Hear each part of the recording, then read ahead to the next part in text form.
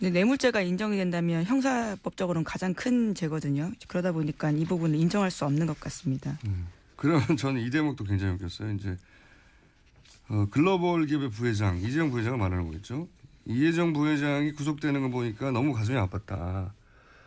이 대목이 왜 재밌냐면 파하하 저는 웃었던데 예를 들어서 지금 이재용 부회장이 영장 심사 받을 때 친박단체들이 그 앞에 몰려가가지고 막 응원했잖아요. 성조기 흔들면서. 네, 태극기와 성조기를 흔들었었죠. 성조기를 흔드는 것도 웃겼지만 저는 이재용 부회장을 친박단체에 가서 응원하는 게 너무 이상했어요. 논리적으로. 왜냐하면 이재용 부회장 삼성의 입장은 박근혜 대통령이 자기들을 협박했다는 취지거든요. 네, 강요당한 피해자다라는 거죠. 그러니까 삼성의 주장, 이재용 부회장의 주장의 핵심은 아니 박근혜 대통령이 자기들 협박해가지고 협박범이죠. 예, 그 논리면. 강압적으로 돈을 내라고 해서 삼성은 어쩔 수 없이 돈을 낸 피해자. 그러니까 박근혜 대통령을 협박범으로 모는 거란 말이죠. 그런데 친박단체는 그러면 이재용 부회장을 규탄해야 되잖아요. 아니 우리 대통령을 협박범이라니 이렇게 규탄해야 되는데 왜 거기 가서 응원하고 있는 거죠? 논리적으로 말이 안 되잖아요. 삼성에서는 박근혜 대통령이 협박범이라고 그러는데 친박단체는 그럼 막 규탄하고 대통령이 협박했을 리가 없다고 해야 되는데. 대통령을 모욕했다라고 주장을 하고 박근혜 대통령도 자신을 협박범이라고 하고 있는데 여기다 대놓고 너무 가슴이 아팠다. 지나친 인류애다라는 생각도 들고 이게 논리적으로 말이 안 돼요. 논리적으로. 이 구도가. 친박단체는 규탄해야죠. 삼성 이재용 부회장을. 근데 친박단체는 응원하고 대통령도 부회장에 대해서 안타까워하고. 이게 앞뒤가 안 맞는 겁니다. 그러나 그렇게 주장하고 있다. 네. 그리고 현재 재판정에서 대통령 변호인단들이 화제가 된 게 한두 번은 아니지만 최후 진술도 화제가 됐어요. 그죠? 네, 어제도 마찬가지였는데요. 이왕좌왕 사분오열한 모습 보였습니다. 이정미 재판관이요. 마지막으로 대표 대리인 외에도 진술할 분 있냐 이렇게 변호인들한테 물었거든요. 그러니까 6, 7명이 대리인단 손들었다라고 합니다. 이게 그러니까 어제 내용에 관해서는 기사가 많았는데 이건 내용하고 상관없이 순서를 정하면서 자기들끼리 싸운 내용이 있어요. 저는 이게 가장 웃겼어요. 이거 자세히 전해 주십시오. 네. 네, 조율이 안 된 모습이었는데 6, 7명이 동시에 손을 들자 재판관께서 종전에 먼저 한 사람부터 하는 게 순서로 이해하기 쉽다 이렇게 조언을 했거든요. 그러자 김평우 변호사가 이의가 있다면서 자기들끼리는 합의가 됐기 때문에 그 룰을 따르지 않겠다라고 이야기한 겁니다. 정작 이중환 변호사가 또 거기에 대해서 반박을 한 건데요. 합의가 되지 않았다라는 이야기를 하면서요. 재판장님 말씀대로 하겠다. 이렇게 이야기를 하자요. 또다시 김평우 변호사가. 헷갈려요. 제가 정리할게요. 한마디로 말해서 이정미 재판관이 진행을 하면서 자 이제 대표 대리인단이 먼저 했단 말이죠. 그럼 나머지 여기는 10명이나 되니까. 예, 17명, 20명 가까이 됩니다. 예, 10명이 넘으니까. 진술할 분이 또 있냐 그랬더니 이제 막 서로 손을 들었어요. 네. 동시에. 그러니까 재판관이 너무 많으니까 이때까지 쭉 왜냐하면 중간에 들어오신 분들도 있고 맨 마지막에 들어온 분들도 있으니까 종전부터 변론을 해오신 분들이 먼저를 해달라. 왜냐하면 그게 이제 그 논리가 자기들이 재판관의 입장에서 익숙하니까 그 논리부터 이제 듣고 지나가려고 하는 건데 그러자 이제 그 김평우 변호인이 아니다. 재판관은 그렇게 해달라고 했지만 우리끼리 다 합의가 됐다. 이렇게 얘기하자 이중환 변호사는 아닙니다. 다시 손을 들어서 합의가 되지 않았습니다. 자기들끼리 싸운 거예요. 변호인단 말을 오히려 반박한 거죠. 네. 자기들끼리 합의가 되지 않았다고. 그러자 이 평호 변호사가 시체말로 짬밥순으로 하자고. 네. 사법 연령순으로 하자. 사법 연수원 졸업순으로 하자라는 건데요. 그러니까 이제 나이를 밀고 나간 거죠. 나이를 밀고 나가자 이제 재판관이 다시 이제 그러지 말고 내가 정리해 줬지 않냐. 재판에 나중에 참여한 분들은 나중에 해달라고. 이렇게 다시 한 번 더 정리를 했어요. 개입을 해서. 그래서 다시 서석구 변호사가 나와서 안 된다. 김평호 변호사는 당뇨가 있어서 안 된다고. 네, 김평우 변호사는 왜냐하면 거의 마지막에 들어온 사람이거든요. 그렇기 때문에 아니, 이정미 나 재판관 좀 순서대로 하면 가장 늦게 해야 되는 내용을 들어갔죠. 떠나서 이게 너무 웃겨요. 자기들끼리 먼저 하겠다, 나중에 하겠다, 합의가 됐다 그러고 합의가 안 됐다. 변호사들끼리 싸운 거예요. 그리고 그거를 이정미 재판관이 이제 정리를 해줬거든요. 2번이나. 근데 또 말을 안 들어요. 당뇨도 있다 그러고 사법 짬밥 순으로 하자고 하고. 아, 이거 너무 웃깁니다. 변호인단끼리는 보통 얘기를 하고 나오거든요. 그렇죠. 원래 통상은 그런 방식인데요. 이번 헌재 재판에서는 그러지 않았습니다. 서로 각기 다른 주장을 하기도 하고요. 모순된 주장을 하기도 하고 했습니다. 서로 충돌하는 주장도 해요. 예, 변호인단끼리. 예. 누구는 기각해달라고 하고 누구는 각하해달라고 하고 굉장히 의견이 달랐습니다. 희한합니다. 김평우 변호사는 또 이제 변론을 하다가 재판관을 향해서 해야 되잖아요.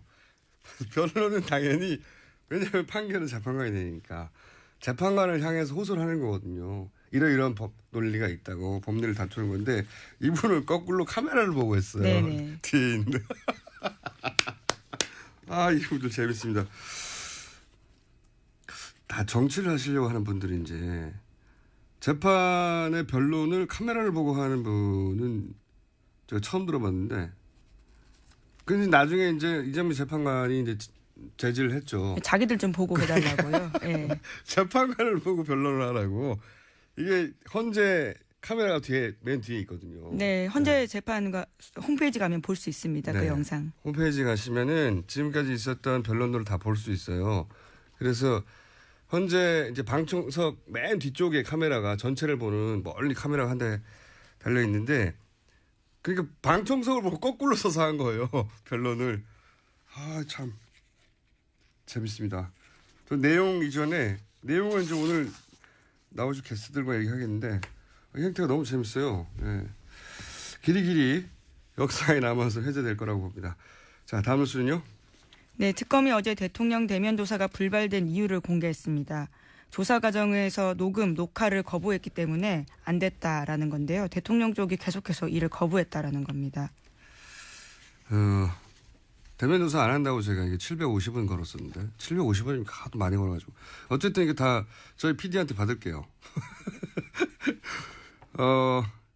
이거죠. 핵심은 원래는 녹화 안 해도 된다고 특검이 합의해 줬어요. 네, 1차 합의 때는 그랬었죠. 네. 그런데 이제 날짜가 공개됐다는 이유로 그 대면 조사를 거부했지 않습니까? 네, 핑계죠, 대통령 핑계. 쪽에서요. 네.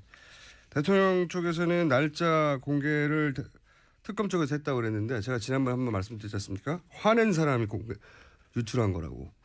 화낸 쪽에서 유출했을 뿐만 아니라 화를 내며 이런 이유로 안 된다고 이런 이유로 대면 조사 안 한다고 한 그 사람이 공개한 거예요. 당사자.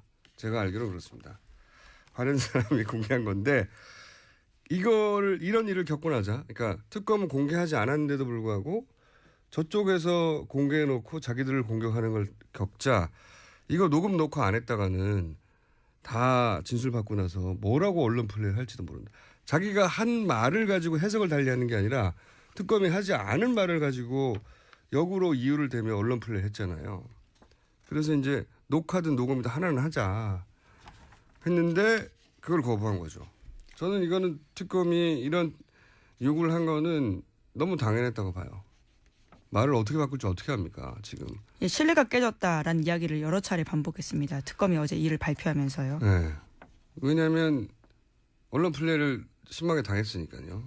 녹음을 해뒀어야 된다고 봅니다. 예, 대통령 측에서 엄청난 언론 플레이를 했을 거라고 봐요. 이걸 만약에 안 했다면. 근데 이제 이걸 이유로 이제 대면 조사를 안 했다는 건데 저는 좀 더 큰 그림에서 보자면 어떤 이유에서건 안 했을 거예요. 이유가 이걸로 등장했을 뿐인 거죠. 막판에. 예. 지금 생각해 보시면 대통령은 아무것도 응하지 않았어요. 검찰 조사도 응하지 않았죠. 계속 조사에 응한다고 하면서. 특검 조사에도 응하지 않았죠. 헌재도 안 나왔어요. 어디에도 등장하지 않습니다. 대통령 원래. 예, 정치 TV에 등장하셨죠. 그러니까 사전에 짜여진 대로 각본이 있지 않으면 절대 등장하지 않는다. 그래서 이런 얘기 나올 때 처음부터 안 한다고 제가 주장했던 건데 다음 뉴스 전해주십시오. 네, 황교안 대통령 권한대행이 어제 특검의 수사기간 연장 요청을 거부했습니다. 그 이유가요. 총 115일이라는 짧지 않은 기간 동안 수사가 이뤄졌다 이렇게 밝혔는데요. 하지만 115일 같은 경우에는 과거의 검찰 수사 기간까지 넣은 숫자이기 때문에요. 이에 대해서는 논란이 있습니다. 논란이 있는 게 아니고 이거는 정확하게 우리가 일상적으로는 얍삽하다고 표현을 하는데요. 특별한 시사적 용어가 생각이 안 나네요. 뻔히 알면서 70일이라는 건 특검 기간이 앞에 검찰이 수사한 기간을 여기다가 산입한 거죠. 산입. 알면서 이러는 거거든요. 예. 특검을 연장할지 말 왜 특검 이전에 검찰 조사 기간을 여기다 집어넣어가지고 115일이라고 주장합니까? 특검은 70일이었는데. 다른 표현 생각나세요? 저는 얍삽하다 말고는 표현 안 나는데 이렇게 하면 안 되죠. 이렇게 115일이라고 하면은 이미 뭐 인상으로는 굉장히 길게 한 것 같잖아요. 뻔히 알면서 이러는 거죠, 일부러. 그 제일 저는 말이 안 되는 논리가 조기 대선을 치르면 이 특검 영향을 미칠 수 있기 때문에. 예, 그런 이야기를 하고 있죠.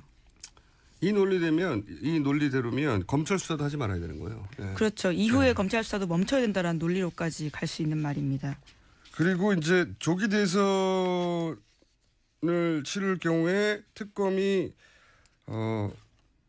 불리한 영향을 미친다는 거 아니겠습니까? 그런 뉘앙스로 보이죠. 그렇죠. 예. 어디에 불리한 영향을 미치냐면은 자유한국당에 미치겠죠. 거꾸로 선거에 영향을 주려는 거죠. 특검은 특검을 조사할 뿐인데 그게 자유한국당에 불리함이 안 된다고 하는 게 정치적인 거죠. 이게 거꾸로. 하여튼 어쨌든 거부는 할 거라고 예상하고 있었지만 이런 이유를 댈 거라고는 제가 생각 못했어요. 예. 충분히 조사되었다. 충분히 조사되었으면 다 끝났어야죠. 예, 하지만 정유라 씨 수사는 아예 하지도 못했고요. 덴마크에 계속 있어서요. 하지도 못한 게 너무 많죠. 사실. 예. 나머지 재벌그룹 수사도 아예 못했습니다. 알겠습니다. 자, 다음 뉴스.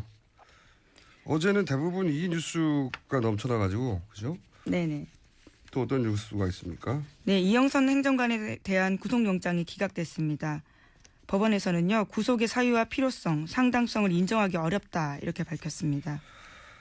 막판에 구속영장 2번 연속으로 기각이 되네요. 네, 새로 오신 영장 판사분들이 부담이 없나 봐요 이제. 자, 그런데 이영선 행정관 관련해서는 사실 드러난 혐의가 너무나 명백한데 말이죠. 네, 게다가 오늘 아침에도 동아일보 기사로 또 하나 떴는데요. 최순실 씨가 이영선 행정관이 개통해준 차명폰으로 해외에 나갈 때 항상 했다라는 겁니다. 최 씨는 사적인 일로 해외 나갈 때도 차명폰을 꼭 챙겨서 청와대와 연락처를 유지했다라는 겁니다. 이제 뭐 차명폰이라고 이제 언론들이 얘기하는 게 대포폰이에요. 차명폰이. 네, 그렇죠. 예. 어감 때문에 차명폰이라고 쓰는데